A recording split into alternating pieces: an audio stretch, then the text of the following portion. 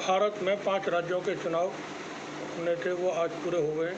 आज तेलंगाना में चुनाव था और ये चुनाव आज मुकम्मल हो चुका है। इस बीच सर्वे आने लगे हैं किस राज्य में किसकी सरकार बनेगी। तो जो रिपोर्ट्स हैं पहले उसमें से हम थोड़ा सा आपको कुछ बताना चाहेंगे, आप सुने।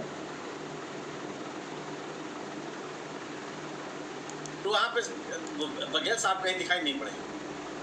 क्या प्रचार के दौरान इस तरह का राजनीतिक माहौल दिखाई पड़ा किसी को भी? कोई कुछ तो तर्क लागू होना चाहिए। आप मुझे बताइए कि जैसे कि तेलंगाना की सीट है, तेलंगाना राज्य है। तेलंगाना राज्य में 19 सीट से कांग्रेस ने अपनी बढ़त बनाई, तो आज पूर्ण बहुमत की सरकार बनाती हुई दिखाई पड़ रही है। वो बीआरएस के साथ क्लोज कंटेस्ट में नहीं है और बीआरएस के खिलाफ पूरे 5 साल तक उसने राजनीतिक माहौल बनाया और पिछले 1 साल और गंभीर स्थिति बनाई। खासतौर से भारत जोड़ो यात्रा के दौरान उसके बाद उसने अपने माहौल को तेज कर दिया, अपने घर को उसे ठीक किया, नया प्रदेश अध्यक्ष करके आई, पूरा केंद्रीय नेतृत्व वहाँ प्रचार में लगा। तो वहाँ जो उसने अपनी बढ़त बनाई है 19 सीटों से, आज जब आप पूर्ण बहुमत की सरकार की बात करते हैं तो दिख रहा है क्लोज कंटेस्ट नहीं है। वहाँ बीआरएस की सरकार जाती हुई दिख रही है, कांग्रेस की सरकार आती हुई दिख रही है और कांग्रेस ने गैर बीजेपी, गैर बीआरएस, गैर तेलंगाना विधानसभा की 119 सीटों के लिए आज 30 नवंबर को मतदान संपन्न हुआ। बड़ी संख्या में लोगों ने अपने मताधिकार का प्रयोग किया। मतदान के लिए राज्य भर में 35,655 मतदान केंद्र बनाए गए थे। कड़ी सुरक्षा व्यवस्था के बीच मतदान कुल मिलाकर शांतिपूर्ण रहा। कहीं कहीं मतदान केंद्रों पर राजनीतिक दलों के समर्थकों के बीच धक्का मुक्की और मतदान में अवरोध उत्पन्न होने का समाचार है। कुल 2,290 उम्मीदवार चुनावी मैदान में किस्मत आजमा रहे हैं।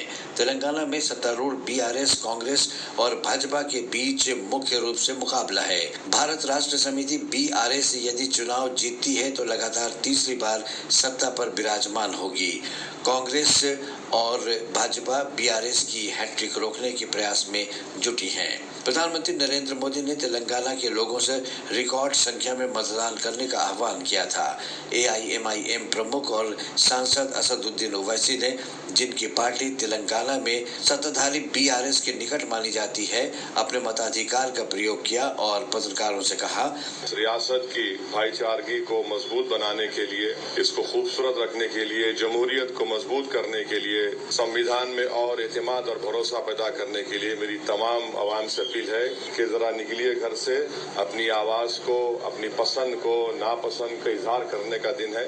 तेलंगाना विधानसभा चुनाव संपन्न होने के साथ ही मध्य प्रदेश, राजस्थान, छत्तीसगढ़ और मिजोरम सहित 5 राज्यों के चुनाव पूरे हो चुके हैं और अब सबकी निगाहें 3 दिसंबर पर टिकी हैं, जब इन चुनावों के परिणामों की घोषणा की जाएगी। सभी राजनीतिक दल अपनी अपनी सफलता के दावे कर रहे हैं।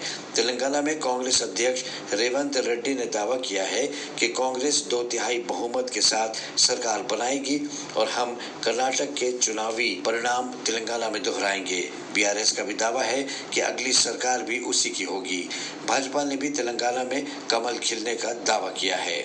मध्य प्रदेश में जहां भाजपा पिछले 15 वर्षों से सत्ता में है, कांग्रेस उसे टक्कर दे रही है, जबकि राजस्थान में कांग्रेस की सरकार को भाजपा की चुनौतियों का सामना है। प्रधानमंत्री नरेंद्र मोदी ने दावा किया कि राजस्थान में अशोक गहलोत की सरकार नहीं बनेगी। अशोक गहलोत की सरकार नहीं बनेगी। मावजी महाराज की धरती पर से बोले गए शब्द है और ये मावजी महाराज की धरती से बोला गया शब्द कभी गलत नहीं हो सकता। छत्तीसगढ़ में भी कांग्रेस की सरकार को भाजपा चुनौती दे रही है। राजस्थान के मुख्यमंत्री अशोक गहलोत का कहना है कि यदि भाजपा का धर्म कार्ड नहीं चला तो इस राज्य में अगली सरकार कांग्रेस की होगी। शमशाद कासमी।